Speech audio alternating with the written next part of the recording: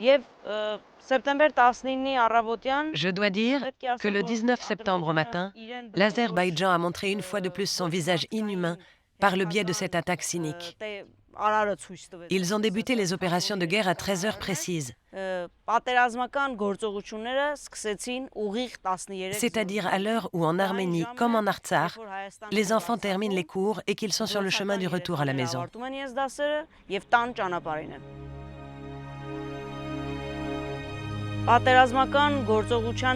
Au moment même où débutait l'agression, les communications, l'Internet et le téléphone ne fonctionnaient plus.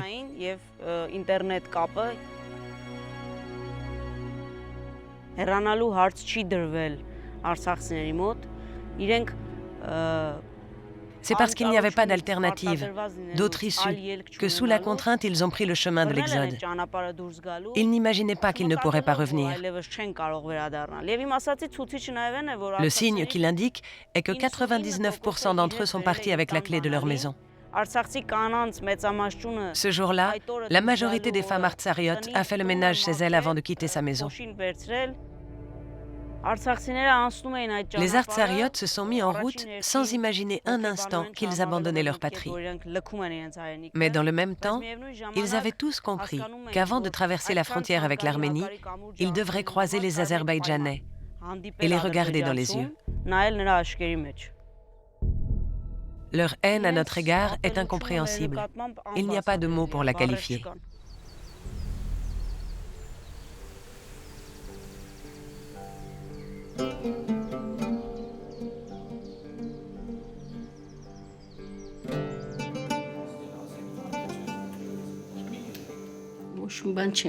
Nous n'avons rien pu emporter avec nous. Nous avons sorti mon fils de l'hôpital qui avait été amputé d'un pied. Nous l'avons emmené à la maison en voiture.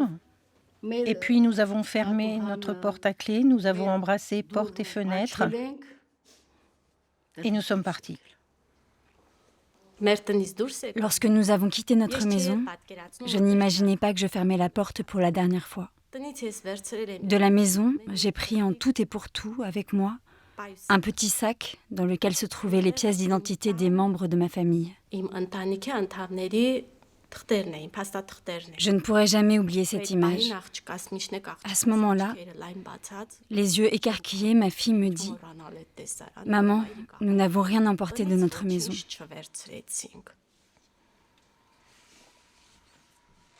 Je lui ai alors répondu que j'avais emporté ma famille, ce qui est de plus rare et de plus précieux pour moi. Nous reconstruirons une maison.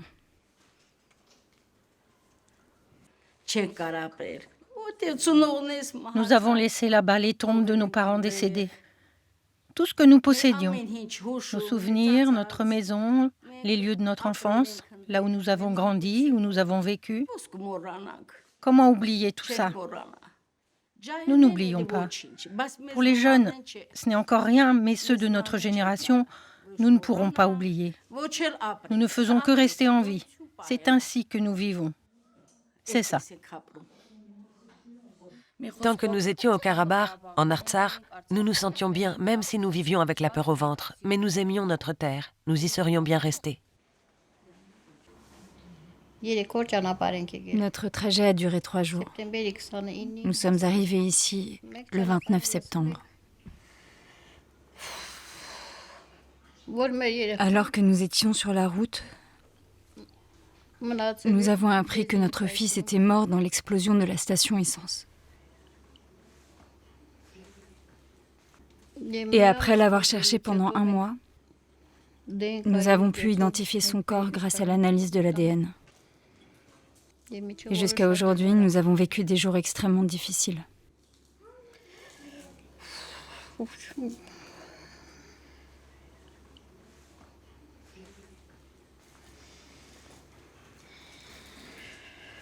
Je ne peux plus parler. C'était l'enfer. Lorsque je me remémore tout cela, je n'arrive plus à me contrôler. Sans aucun doute, ça a été très éprouvant pour nous. Je ne sais plus. Ça a été terrible. Nous nous en souviendrons durant toute notre vie. Je n'ai même pas pu prendre les photographies de ma grand-mère et de mon grand-père. Je ne sais pas comment raconter tout cela. Quand on apprend qu'un artsariote a connu un malheur, même si on ne le connaît pas, c'est comme si cela était arrivé à l'un de nos proches. Tout ce que nous avons enduré va sans doute raccourcir nos vies de 50 ans.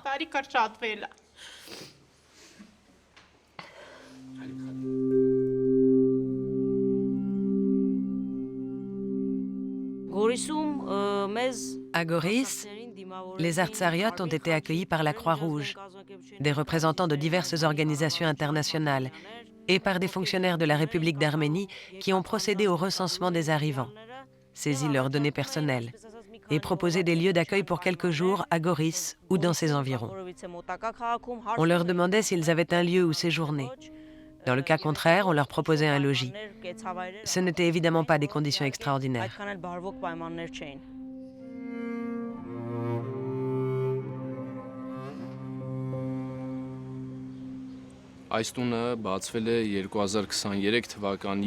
Cette maison a été inaugurée en septembre 2023, à l'initiative de Sa Sainteté Karékine II, patriarche suprême et catholicos de tous les Arméniens.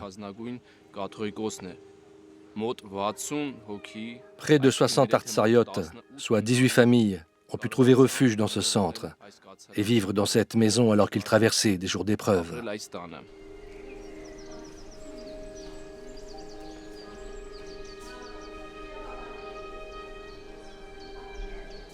Je n'arrive pas à me souvenir comment on nous a accueillis ici, ni les épisodes successifs de cet accueil. Nous étions en proie à une grande angoisse, à des chocs ou plutôt à divers problèmes, je ne saurais dire. Et cette bienveillance dont ils ont fait preuve, ils nous ont absolument tout donné. Un coin chaud, un logement, des lits, tout. Depuis que nous sommes arrivés, nous sommes dans un état de choc. J'ai des problèmes de santé auxquels s'est rajouté un état de stress. C'est terrible. Nous n'arrivons pas à nous en remettre. Nous ne vivons pas encore dans la réalité. Nous avons l'impression que nous sommes encore dans un rêve, un mauvais rêve, un cauchemar. Et quand nous réveillons, nous pourrions nous retrouver dans nos maisons en Artsakh et mener notre vie habituelle.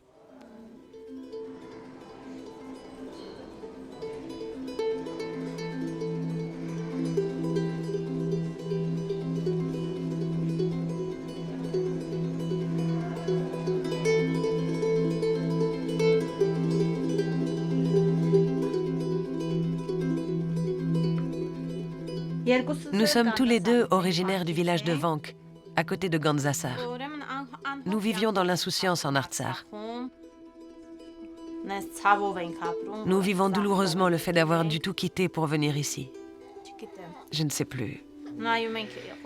Nous regardons les photos de nos enfants, nous nous souvenons de nos cimetières, de notre église. Nous nous demandons quand nous pourrons retrouver notre maison. La nuit, nous rêvons que nous sommes en Artsakh. Le matin, nous nous réveillons et nous constatons que nous sommes en Arménie. Dans mon cauchemar, la nuit dernière, j'étais chez mes parents. Face à leur maison, il y avait une nouvelle construction. Ils avaient détruit la maison. Je vois à ce moment un Turc passer. C'est ce genre de rêve que je fais, où tout se mélange. Je ne cesse de vouloir y retourner, mais je ne le peux pas.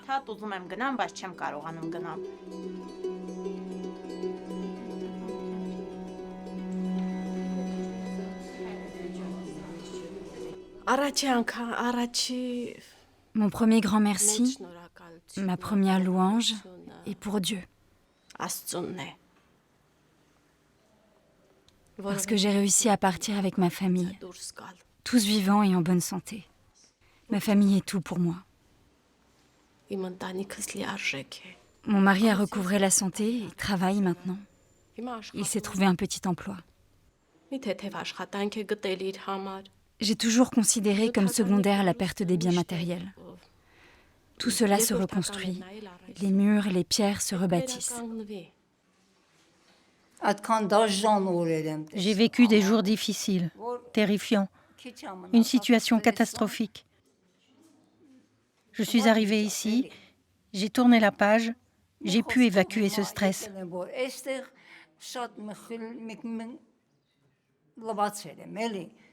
C'est l'espérance donnée par Dieu qui me fait vivre, car le Seigneur a dit, « Celui qui persévère jusqu'à la fin sera sauvé ». Donc j'attends la venue du royaume du Christ pour être sauvé. Je prie pour que tout le monde se porte bien. Pour ça, par la prière. C'est la foi qui me pousse à aller à l'église où je reçois la communion, le corps du Christ, avec la conviction que nous irons mieux avec l'avènement du royaume du Christ.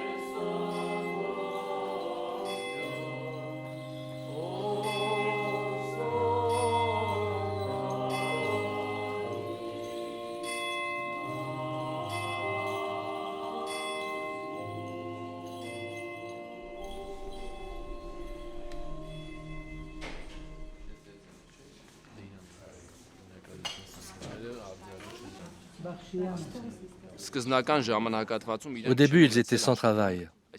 Ils étaient dans un grand état d'abattement qui faisait qu'ils ne pouvaient pas travailler. Il était clair pour nous tous qu'il nous faudrait beaucoup de temps pour les sortir de cet état de prostration. Avec mes frères diacres, nous avons tout mis en marche pour que ces gens, qui se trouvaient dans un grand état de désarroi, s'apaisent peu à peu, qu'ils se sentent soulagés et qu'ils puissent ensuite chercher du travail afin de faire vivre leur famille et qu'ils puissent se reconstruire ici, en Arménie.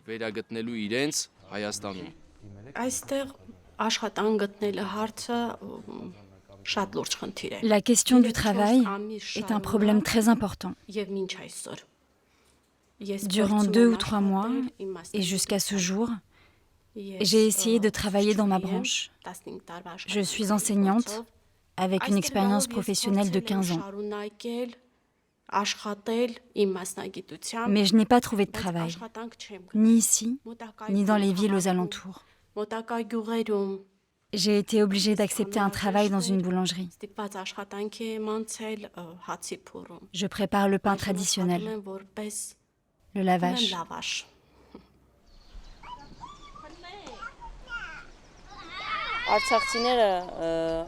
Cela fait maintenant 1 an que les artsariotes se trouvent dans différentes localités d'Arménie.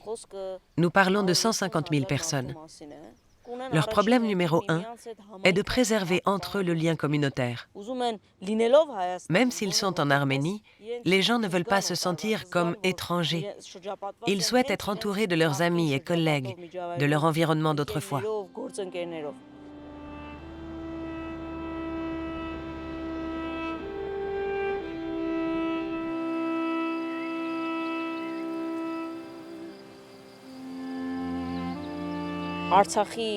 Après la perte physique de l'Artsar, avec la bénédiction de sa sainteté le Catholicos, le diocèse d'Artsar continue d'exister et d'œuvrer.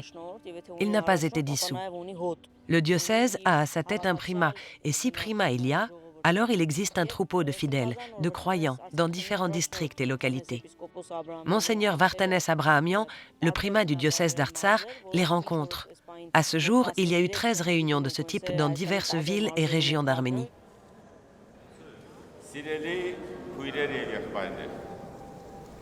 Chers frères et sœurs, je suis heureux de vous accueillir dans cette magnifique église.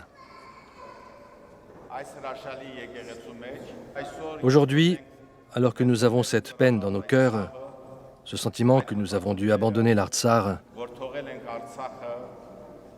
on nous a déportés de force et nous avons trouvé asile dans la mère patrie d'Arménie. Aujourd'hui, vous avez été témoin de l'une des rencontres que nous organisons régulièrement. Nous les organisons dans la maison de Dieu parce qu'elle est, par essence, le lieu où la parole est sincère, où s'exprime la prière, là où Dieu parle dans les cœurs.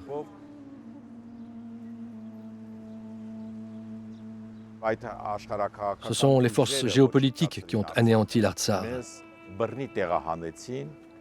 Ils nous ont déportés sous la contrainte et ils nous ont soumis à un génocide. Dieu ne peut pas faire et ne fait pas de telles choses. Il n'abandonne pas son peuple. L'Artsar continue d'exister avec ses rivières, ses églises, ses terroirs. Nous nous relèverons et rebâtirons tout ce qu'il dégrade, tout ce qu'il profane et détruise aujourd'hui.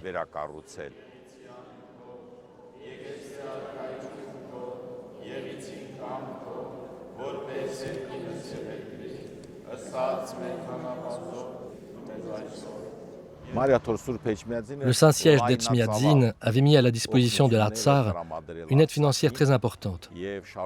Aujourd'hui, il continue d'aider les Artsariotes avec l'aide de tous nos diocèses en diaspora. Par exemple, le diocèse arménien de France, pour la 2e fois, a financé un programme dédié aux enfants d'Artsar.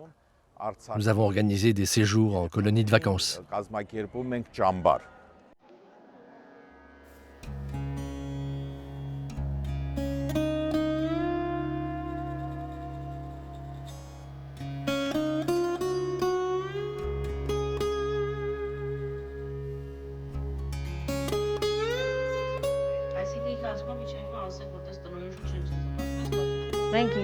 À l'heure actuelle, en tant que bureau d'aide sociale du Saint-Siège d'Etchmiadzin, nous nous trouvons dans une phase très active.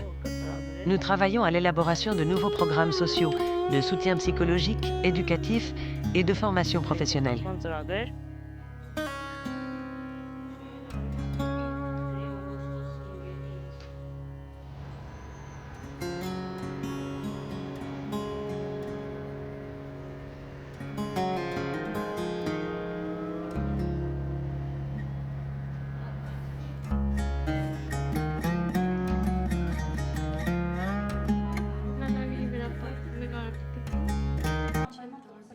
« 700 familles bénéficient de notre aide, soit 3100 personnes qui appartiennent à ces familles.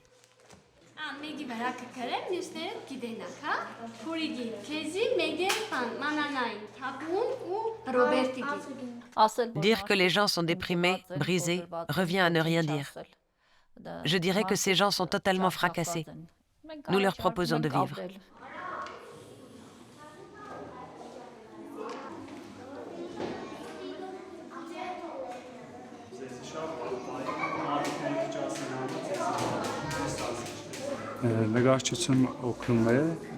Le dessin, en tant que thérapie, aide les enfants à s'apaiser. à devenir plus calmes dans leur comportement. Au début, ces enfants utilisaient ces crayons de couleur de manière rapide et désordonnée. Puis, à force de travail et de manière plus concentrée, ils ne dépassent plus les lignes en coloriant. Et nous constatons que cela les aide. Avec cette thérapie, nous essayons de les aider afin qu'ils puissent améliorer leur monde intérieur grâce aux couleurs. Je constate des transformations. Les parents constatent également du changement dans leur comportement.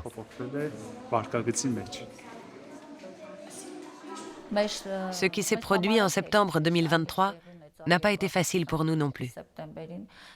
Nous n'étions pas un État lointain, nous n'étions pas un peuple distinct. Ils étaient nos compatriotes. Et la tragédie qu'ils vivaient nous atteignait, nous meurtrissait tous. Évidemment, on ne peut pas comparer notre vécu avec celui de ces gens qui avaient tout perdu, leur terre ancestrale, leur maison, tout espoir d'avenir, leurs projets. Nous ne réussissions que partiellement à partager cette douleur, ces moments de difficulté. Nous essayons de trouver des voies pour accompagner ces gens, ces familles déportées, et les accompagner jusqu'au moment où ils pourront travailler, gagner un vrai salaire, et ainsi continuer à vivre. Les aider à vivre dans le long terme n'entre pas dans nos objectifs. Nous voulons que les gens soient indépendants, qu'ils deviennent autonomes et résolvent leurs problèmes par eux-mêmes.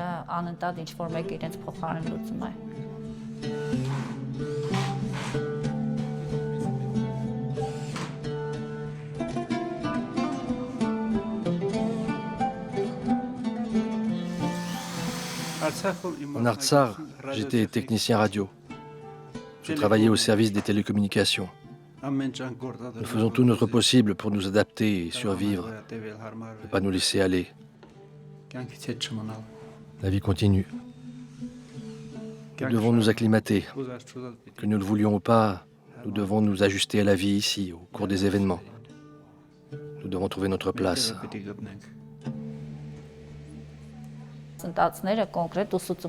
Très concrètement, nos enseignements leur permettent de créer des métiers d'artisans indépendants en leur donnant un métier qui leur permet de fonder de petites entreprises afin qu'ils puissent travailler et gagner de l'argent. En Artsakh, je ne travaillais pas. Seul mon mari travaillait. Pour être franche, c'est à cette spécialité que je voulais me former. Je voudrais ensuite la poursuivre, me perfectionner pour travailler en tant que manucure dans un salon de beauté. Pour l'avenir, tout n'est qu'incertitude. Rien n'est décidé. On verra ce qui se passera.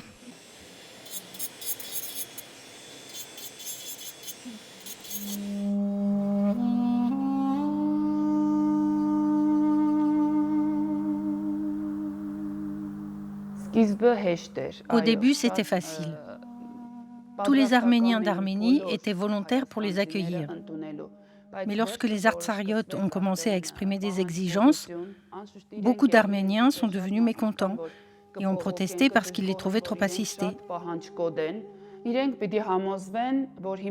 Les Artsakiotes doivent se convaincre qu'il faut désormais vivre ici comme les Arméniens locaux. Oublier que les salaires et les retraites étaient là-bas plus élevés. Ils doivent vivre comme on vit dans notre pays.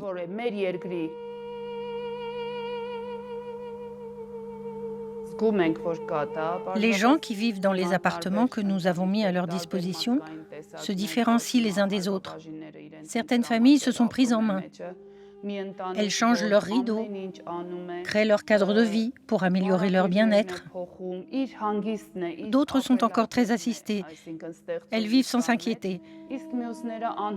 Par exemple, si un tuyau est endommagé, ils attendent que nous nous en occupions. Ça leur semble normal.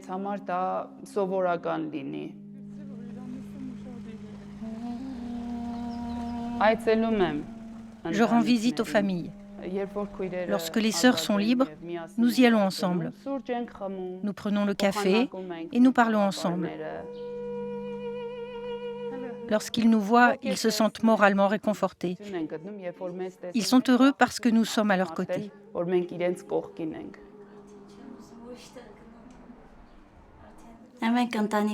Nous sommes ici en famille, mais comme il n'y a pas de travail, mon mari est parti à Moscou pour travailler. Ma ville, mon Artsar me manque. Tout. Tout me manque, mais que faire? C'est comme ça. Il n'y a pas d'autre solution. Nous allons devoir nous adapter et rester ici. Que faire? À cet instant, je souhaite qu'après tout cela, rien de mal ne nous arrive encore. Que règne la paix. Que ces enfants vivent sous un ciel sans nuages. Je ne souhaite rien d'autre. Qu'ils ne connaissent plus la guerre. Ils en ont assez vu comme ça. Qu'ils vivent une vie normale.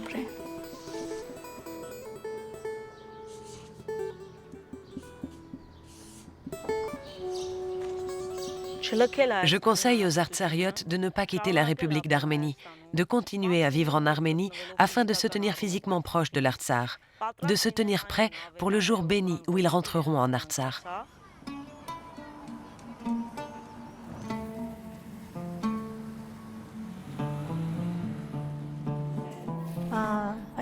Ce jardin d'enfants a ouvert ses portes le 1er mai. Il a été créé pour donner du travail aux femmes réfugiées et assurer un accueil aux petits venus d'Artsar, car il est difficile de trouver des places en maternelle ici, à Abovian. Les femmes qui travaillent dans notre crèche étaient des pédagogues qui enseignaient dans des établissements d'Artsar.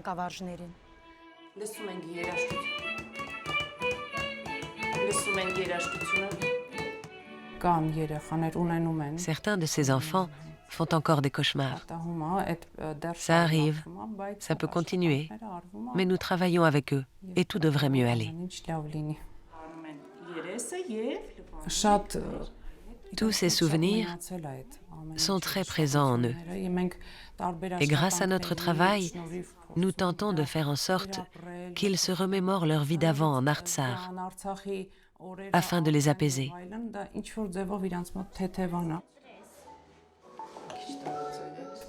Je constate évidemment des changements depuis l'ouverture du centre.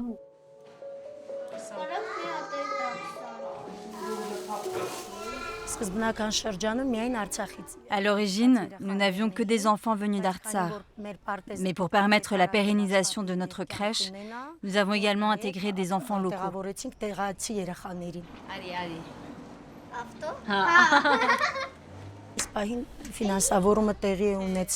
Le financement est assuré par l'œuvre d'Orient et cela continue. Les parents n'ont pas les moyens financiers pour le faire. Au départ, les enfants originaires d'Artsar sont admis gratuitement. Nous accepterons une aide financière qu'à partir du moment où ils auront trouvé du travail et qu'ils seront en situation de pouvoir payer. En fait, notre objectif concret est que les enfants venus d'Artsar s'adaptent et s'intègrent à ce pays. Qu'ils soient au contact des enfants de la République d'Arménie, afin que tous ceux d'ici et les petits artsariotes comprennent qu'ils sont tous arméniens.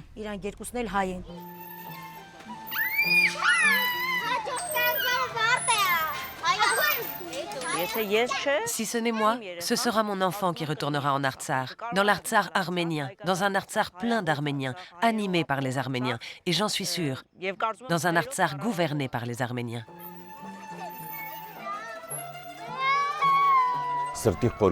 La prière qui jaillit du fond de mon cœur est pour ma patrie, pour mon peuple, pour la sécurité de mon Arménie. Je prie pour son renforcement et son développement. C'est ça, ma prière. J'ignore si nous connaîtrons à l'avenir une nouvelle guerre. Je ne veux pas que du sang soit à nouveau versé. L'Artsar est à nous et demeurera nôtre, mais par la volonté de Dieu.